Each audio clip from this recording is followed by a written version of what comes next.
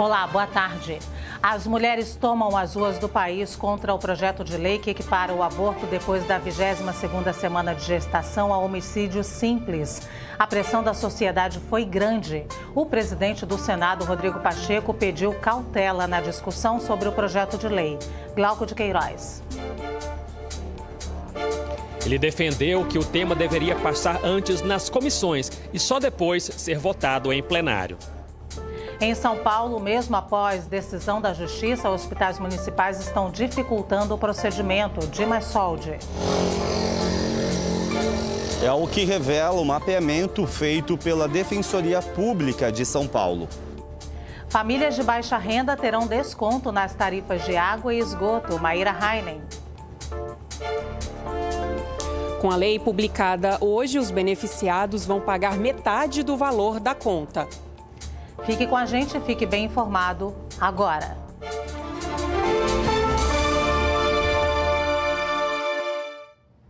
Começamos a edição de hoje indo direto a Brasília porque o presidente do Senado, Rodrigo Pacheco, pediu cautela na discussão sobre o projeto de lei que equipara aborto a homicídio que atualmente tramita na Câmara dos Deputados. Se for aprovado, o texto segue para o Senado e a mulher que interromper a gravidez pode ser condenada a pena de 6 a 20 anos de prisão, punição maior do que a prevista para quem comete estupro, que é de 10 anos. Glauco de Queiroz está no Congresso Nacional e vai nos explicar essa discussão que acontece por lá. Oi, Glauco, boa tarde, bem-vindo.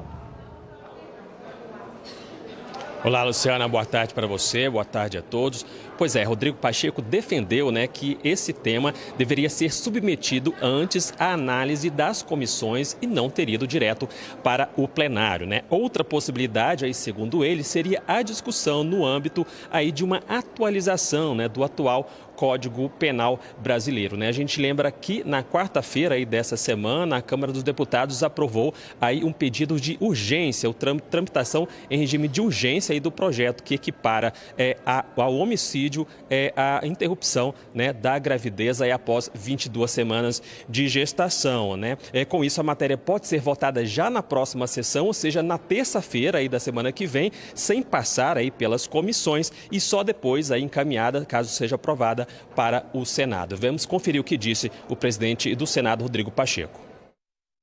Há uma diferença evidente entre matar alguém, que é alguém que nasce com vida, que é o crime de homicídio, e a morte do feto através do mecanismo, do método de aborto, que também é um crime, deve ser considerado como crime, mas são duas coisas diferentes, são bem jurídicos parecidos, mas são situações diferentes, do feto e de alguém que nasce com vida. Então, toda essa cautela nós temos que ter, esse cuidado nós temos que ter, e de evitarmos legislar em matéria penal pautado pela emoção ou pela circunstância do momento.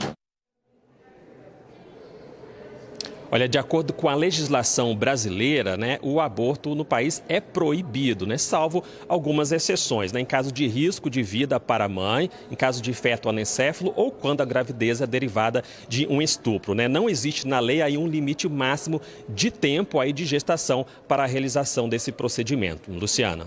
Muito obrigada, Glauco. As mulheres foram às ruas em diversas cidades do país nesta quinta-feira. As manifestações foram sendo articuladas ao longo do dia, conforme crescia nas redes sociais a indignação com um projeto de lei que equipara o aborto depois da 22ª semana de gestação a homicídio simples, inclusive em casos de estupro da vítima. Em Brasília, o ato aconteceu em frente ao Museu Nacional da República. Com faixas e sob gritos de "criança não é mãe", o grupo pediu que o PL 1904 seja rejeitado no Congresso. Criança não é mãe! Criança não é mãe! Em Florianópolis, o grupo se concentrou na região central da cidade. O ato ocorreu no Terminal Integrado Central. No Rio de Janeiro, o protesto foi realizado na Cinelândia, em frente ao Teatro Municipal. Este grupo de evangélicas levou uma faixa para dizer que é contra a proposta que tramita na Câmara. Grupos feministas e entidades de direitos humanos defendem a manutenção do aborto legal e seguro, que está previsto em lei em casos de estupro e risco à vida da mulher e por decisão do STF em casos de anencefalia fetal. Em São Paulo, manifestantes se reuniram em frente ao MASP, na Avenida Paulista. O ato pediu respeito às mulheres. Elas alegam que a aprovação da proposta vai afetar principalmente as crianças, já que os casos de abuso sexual e gravidez costumam demorar para serem identificados nessas situações. É uma triste realidade a das meninas abusadas dentro de casa, muitas vezes por parentes próximos, que engravidam e sequer sabem identificar a gravidez. Elas têm medo e muitas vezes só recebem assistência devida quando a gestação está em estado avançado. Caso o projeto seja aprovado, a pena para vítimas de estupro que abortarem poderá ser maior que a punição para os autores de estupro. Ficaria assim, no máximo 10 anos para o estuprador e até 20 anos para a vítima do estupro. Em São Paulo, entidades denunciam que, mesmo após a decisão da Justiça, hospitais municipais estão dificultando a realização do procedimento. O repórter Dimas Soldi tem informações para a gente ao vivo. Oi, Dimas, boa tarde, bem-vindo. Luciana, boa tarde a você, boa tarde a todos. Aqui em São Paulo, a Defensoria Pública tem denunciado dificuldades ao aborto legal em hospitais municipais, como no Mário Degni, no Tatuapé, também no Hospital Campo Limpo e no TID Setúbal. Com relação a este, onde nós estamos, o Vila Nova Cachoeirinha, que fica na zona norte da cidade, esse era referência ao aborto legal, mas o serviço foi interrompido por aqui no final do ano passado. No início deste ano, a Justiça determinou que o serviço fosse restabelecido por aqui, mas até agora isso não aconteceu. A Prefeitura diz que o serviço de aborto legal tem funcionado em outras unidades de saúde do município. E que todas elas seguem os padrões de qualidade da legislação vigente. Mas a Defensoria Pública disse que, na prática, isso não tem acontecido. Luciana. Muito obrigada, Dimas. Lamentável. No Rio Grande do Sul, depois de mais de 40 dias fechado, foi reaberto hoje o Mercado Público de Porto Alegre, um dos cartões postais da cidade. A retomada foi comemorada por lojistas e pela população, que começa a sentir a vida voltar ao normal. A repórter Bruna Sanielli tem detalhes, vai mostrar pra gente ao vivo. Bruna, boa tarde, bem-vinda. Boa tarde, Luciana. Boa tarde a todos. É isso mesmo, eu estou aqui no segundo andar do Mercado Público de Porto Alegre, esse mercado que tem mais de 150 anos e foi reaberto parcialmente para o público a partir de hoje, depois das enchentes. As lojas aqui, os restaurantes aqui do segundo andar e as lojas voltadas para a rua, elas vão funcionar de 10 às 3 horas da tarde. As lojas do térreo ainda não vão funcionar e elas voltam a operar, porque ainda estão em obras, a partir de terça-feira. Eu conversei com alguns comerciantes e eles estão muito animados com esse retorno, afinal foram mais de 40 dias fechados, então tiveram perda de faturamento, de estoques e agora é esse momento de retomar os trabalhos. E aqui, como vocês podem ver, já tem gente almoçando nesse que é o mercado mais antigo do país. Volto com você, Luciana. Muito obrigada, Bruna. E o Instituto Nacional de Meteorologia emitiu alertas de chuvas no Rio Grande do Sul. Em parte do centro-oeste, sul e sudeste, a situação é oposta. Os locais enfrentam uma onda de calor. Segundo o IMET, há perigo de calor intenso nos estados de Mato Grosso do Sul, Paraná e São Paulo, com temperaturas 5 graus acima da média. Já no Rio Grande do Sul, o alerta é de perigo no centro e norte do estado, com tempestades. A previsão é de chuva de até 100 milímetros, ventos intensos e queda de granizo. No sul do estado, o alerta é de potencial perigo de chuvas de até 50 milímetros. Um incêndio atingiu um prédio em uma avenida histórica de Petrópolis, na região serrana do Rio de Janeiro, esta manhã. O casario era tombado pelo patrimônio histórico. O Corpo de Bombeiros foi acionado. O fogo atingiu um prédio na Rua do Imperador, conhecido ponto turístico e de comércio em Petrópolis. Pessoas que passavam no local divulgaram as imagens nas redes sociais. Os bombeiros informaram que o fogo foi combatido e não houve vítimas. Famílias de baixa renda terão desconto nas tarifas de água e esgoto. A repórter Maíra Heinen tem mais informações para a gente ao vivo de Brasília. Oi, Maíra, boa tarde, bem-vinda. Oi, Luciana, boa tarde para você, boa tarde a todos. A lei que cria essa tarifa social foi publicada hoje e garante 50% de desconto na tarifa destinada aí à primeira faixa de consumo. Então, famílias que têm a renda per capita de até meio salário mínimo e que estão inscritas nos programas sociais do governo já serão beneficiárias. E também tem direito as famílias com idosos acima de 65 anos e também famílias com pessoas com deficiência e que recebam o benefício de prestação continuada, o chamado BPC. As residências serão classificadas automaticamente pelas empresas de água e esgoto e quem deixar de se enquadrar aí nos critérios para fazer parte dessa tarifa social ainda tem o benefício de continuar recebendo por 3 meses. Importante lembrar que os valores do Bolsa Família e do BPC recebido aí pelas famílias não são levados em conta para calcular o valor de renda da família. Luciana. Muito obrigada, Maíra. Hoje é o Dia Mundial do Doador de Sangue. A data foi criada há 20 anos como forma de sensibilizar o mundo para a importância desse gesto que salva vidas, gente. Segundo o Ministério da Saúde, uma doação chega a salvar até 4 vidas. No Rio de Janeiro, a data foi marcada pela entrega de um moderno espaço para os doadores. A repórter Flávia Grossi tem informações de lá para a gente ao vivo. Oi, Flávia, boa tarde, bem-vinda. Oi, Luciana, boa tarde para você e para todos que nos acompanham. Olha, este novo espaço foi inaugurado hoje e a partir de amanhã já poderá receber doadores. Ele vai substituir esta sala aqui onde nós estamos, que vai virar uma emergência para pacientes com doenças hematológicas, como a leucemia, por exemplo. Este espaço funciona no Hemorrio, que é o principal hemocentro do Rio de Janeiro e fornece sangue para mais de 200 hospitais públicos do estado, além de ter uma capacidade aí de 570 doações por dia. Para ser doador, é preciso ter entre 16 e 69 anos, estar bem de saúde e pesar mais de 50 quilos. O Ministério da Saúde informa que o organismo repõe todo o volume de sangue doado até 24 horas, depois dessa doação. E neste Dia Mundial do Doador, não custa nada a gente lembrar que é um ato de amor ao próximo e que salva vidas. Luciana. Obrigada, Flávia. Doe sangue, tá? Entrou em vigor esta semana o Programa Nacional de Vacinação em escolas públicas. Estabelecimentos de ensino da rede particular também podem aderir ao programa. Todas as instituições de ensino infantil e fundamental que recebem recursos públicos serão obrigadas a participar do Programa Nacional de Vacinação em escolas públicas. A direção desses estabelecimentos deve entrar em contato com a unidade de saúde mais próxima para informar o número de alunos matriculados e definir uma data para a vacinação.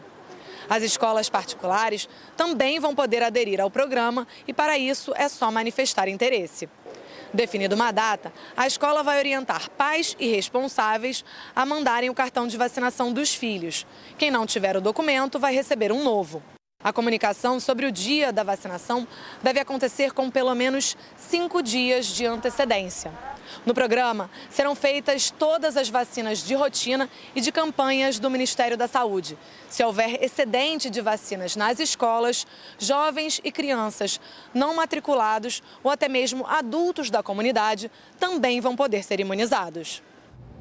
Uma menina de 12 anos foi baleada na Ilha do Governador, na zona norte do Rio, durante uma ação policial na noite de ontem. Ana Beatriz Barcelos Nascimento voltava da aula de balé quando foi atingida. O estado de saúde dela é grave. A Ana Beatriz foi encaminhada para o Hospital Municipal Evandro Freire. O caso foi registrado na 37ª DP da Ilha do Governador. Os policiais militares envolvidos na ação no local narraram que durante as diligências para apurar denúncias de extorsões de traficantes contra motoristas, foram atacados. Houve confronto e, após o fim dos disparos, souberam que uma criança havia sido atingida. As armas dos agentes foram apreendidas e serão enviadas para a perícia. A Corregedoria da Polícia Militar apura o caso e disse que as imagens das câmeras corporais dos policiais serão disponibilizadas quando forem solicitadas. Segundo o Instituto Fogo Cruzado, que monitora confrontos no Rio, 16 adolescentes foram baleados este ano na região metropolitana, sendo que 7 ficaram feridos e 9 morreram. Ainda no Rio de Janeiro, a polícia identificou 2 criminosos que atacaram um grupo de agentes do BOPE durante uma operação no complexo de favelas da Maré. O tiroteio aconteceu na terça-feira. Um policial morreu e outro ficou gravemente ferido.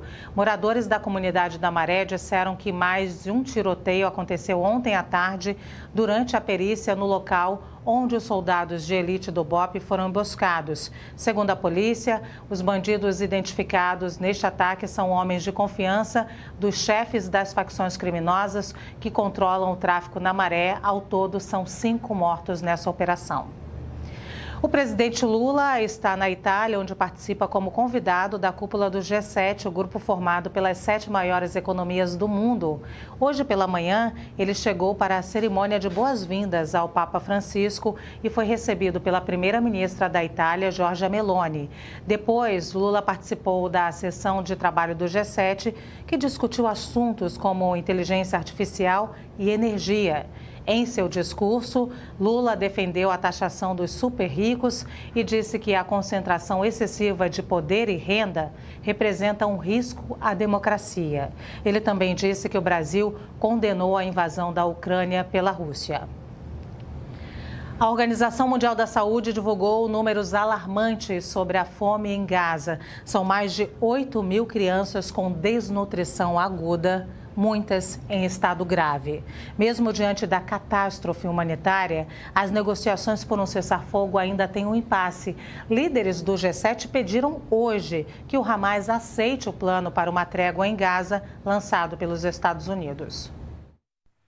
O plano anunciado no mês passado pelo presidente americano Joe Biden prevê um cessar-fogo temporário e a libertação de reféns israelenses e prisioneiros palestinos. Mas o porta-voz do Hamas diz que a proposta não atendeu às demandas do grupo por não garantir um cessar-fogo permanente e a saída das forças israelenses do território palestino. Israel já disse anteriormente que não vai aceitar nenhum acordo que envolva um cessar-fogo definitivo na faixa de Gaza. Em meio ao impasse entre Israel e Hamas, a Organização Mundial da Saúde divulgou números alarmantes da fome no território palestino. Mais de 8.000 crianças de Gaza têm desnutrição aguda e 1.600 delas estão em estado grave, segundo a OMS. O número é recorde desde o início da guerra. E segundo o diretor-geral da organização, Tedros Adhanom, ainda não reflete os relatos de Israel de que mais ajuda humanitária com comida estaria entrando na faixa de Gaza. Ainda segundo ele, boa parte da população geral de Gaza sofre com fome extrema e catastrófica. E a incapacidade da organização em prestar serviços de saúde com segurança, combinada com a falta de água potável e saneamento, tem aumentado significativamente o número de crianças subnutridas. Líderes do G7 anunciaram hoje que firmaram um empréstimo de 50 bilhões de dólares à Ucrânia, usando ativos russos congelados no Ocidente. O montante é resultante dos juros dos quase 300 bilhões de euros de ativos russos que foram congelados após a invasão da Ucrânia em fevereiro de 2022. O valor será usado para a compra de armas e reconstrução do país em guerra. O presidente da Rússia, por sua vez, Vladimir Putin, chamou a iniciativa de roubo e prometeu uma resposta. Putin destacou ainda que negociaria um acordo de paz amanhã, caso a Rússia retirasse suas tropas das regiões de Zaporísia, Kherson, Donetsk e Luhansk e desistisse de se unir à OTAN. Em São Paulo recebe mais uma edição do Inedit Brasil, um festival internacional de documentário musical. A mostra reúne cerca de 60 filmes inéditos e versões restauradas. Metade é de filmes nacionais. O papel dos bailes black na luta por justiça racial durante a ditadura militar é o foco do documentário Black Hill, Black Power, que estreia na competição nacional do Inedit Brasil.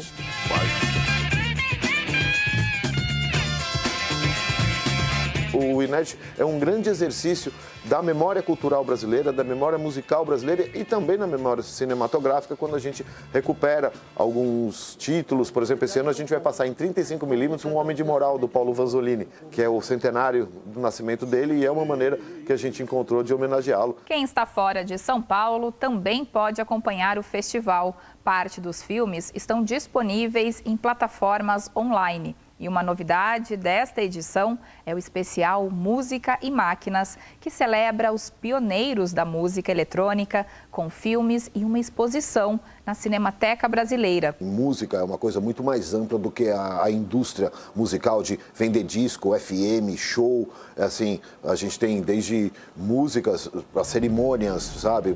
Música religiosa, música de estar em transe, uma série de coisas e a gente gosta muito de ampliar esse universo.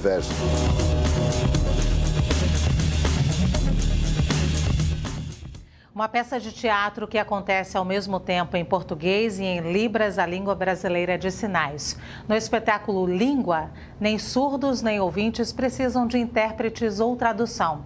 Desde a concepção, a peça foi criada pensando na integração e no respeito à diversidade.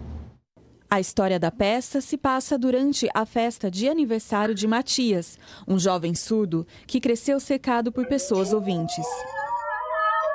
No espetáculo, que trata das dificuldades de ser compreendido, os atores se expressam em Libras e em português. O espetáculo traz a metodologia, a linguagem do visual vernacular, algo muito comum nas comunidades surdas e que é pouco divulgado ainda no Brasil. É uma forma de comunicação que não se apoia em códigos linguísticos, em língua, ele é visual. A peça Língua aborda as barreiras da comunicação e vai além. O que a gente quis com esse projeto é exatamente propor esse convívio mesmo, né? Processo criativo que envolvessem essas duas línguas e que não tivesse simplesmente uma tradução. Eu, enquanto intérprete, fiz muito esse tipo de acessibilidade cultural que pega um intérprete e coloca sob um ponto de luz, fora da cena e tal, entendendo que é um movimento necessário, porque possibilita a participação de público surdo em espetáculos que não foram pensados, né, para serem bilíngues. É um processo e não chegada. Jonatas também é intérprete de Libras da TV Brasil. Ele defende a importância de projetos como o da peça para expandir o mercado de trabalho para atores surdos. Esse tipo de projeto bilíngue, bicultural, possibilita a presença do artista surdo em cena também. Ver isso acontecendo, fazer parte disso é muito gratificante. Eu espero que o público saia refletindo nas potencialidades da pessoa surda, que saia um pouco do lugar do capacitismo, de fato haja um movimento para a valorização, para o respeito. Interessante é que o próprio Jonatas Narciso hoje aqui como nosso intérprete nessa dupla participação. Parabéns. Daqui a pouco tem um aviso importante, hoje é o último dia para a inscrição do Enem. A gente volta já.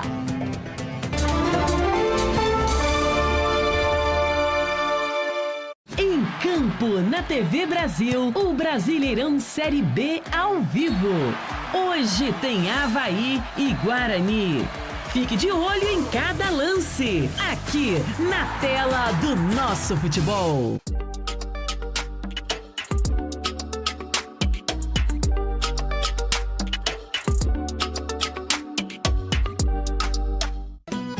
Alavantu!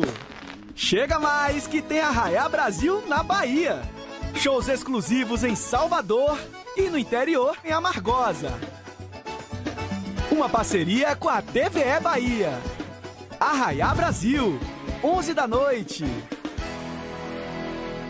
Cultura e toda a diversidade em forma de conteúdo. Bem-vindos à nossa TV Brasil. As manhãs da TV Brasil começam com educação.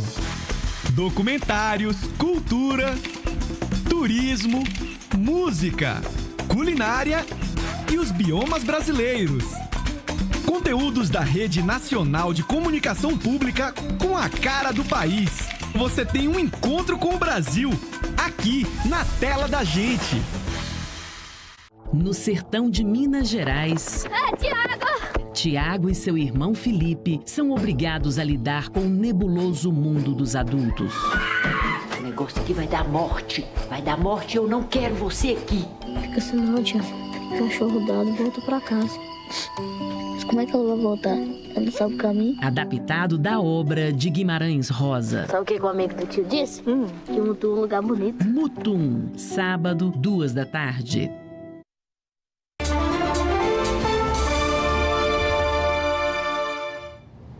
Estamos de volta para um lembrete importante. Hoje é o último dia para se inscrever no Exame Nacional do Ensino Médio, Enem. As provas serão aplicadas nos dias 3 e 10 de novembro. A repórter Maíra Heinen explica para a gente ao vivo. Maíra.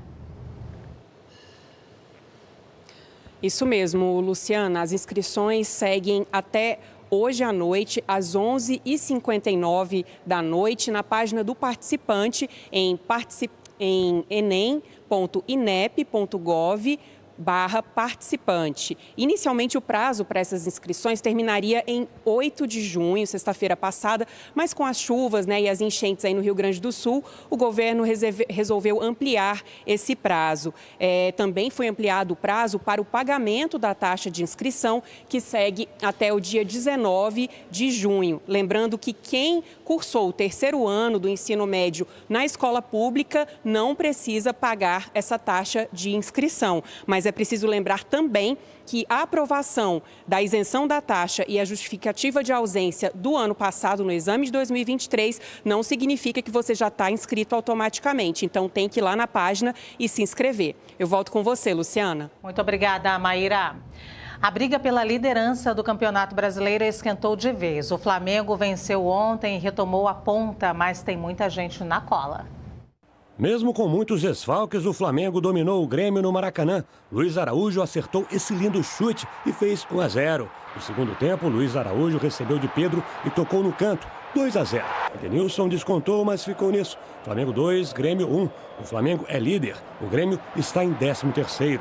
Em Salvador, Everton Ribeiro cruzou e Jean Lucas fez. Placar final, Bahia 1, Fortaleza 0. O Bahia está em segundo, com a mesma pontuação do Flamengo. O Fortaleza está em 11º. Quem também está na briga pela ponta é o Atlético Paranaense, que saiu perdendo para o Criciúma, gol de Barreto, mas conseguiu a virada com 2 gols de Mastriani e 1 de Coelho, 3-1. O Atlético está em quarto, o Criciúma em 17º, na zona de rebaixamento. Em São Paulo, Estevão fez bela jogada e Piquerez mandou para o gol. Palmeiras 1, Vasco 0. No segundo tempo, Rony fez o segundo, 2-0. Palmeiras é o 6º colocado, o Vasco o 14º. No Mineirão, Matheus Pereira aproveitou o cruzamento e fez Cruzeiro 1, Cuiabá 0. Pita empatou cobrando pênalti e Rafa Silva tocou no cantinho para garantir a vitória do Cruzeiro, 2-1. O time mineiro está em 7º, o Cuiabá é o penúltimo. Internacional e São Paulo ficaram no 0-0. O Inter está em 10º e o São Paulo é o 5º. E no único jogo de ontem da Série B, a Chapecoense venceu o Amazonas fora de casa. O único gol do jogo foi marcado pelo zagueiro Bruno Leonardo, que aproveitou o desvio depois do escanteio. A Chape está em 12º, o Amazonas em 13º. E no fim de semana vai ter muito futebol ao vivo aqui na TV Brasil. Hoje à noite tem Avaí e Guarani pela Série B. A transmissão começa às 15h49. O sábado é de Brasileirão Feminino, A1. Às 15h05 da tarde tem Ferroviária e Santos. E às 15h09 da noite, o Real Brasília recebe o Flamengo no Distrito Federal. Domingo tem rodada dupla da Série B. Às 15h11 da manhã, Botafogo de Ribeirão Preto e Vila Nova. E às 6h15 da noite, o Goiás recebe Curitiba.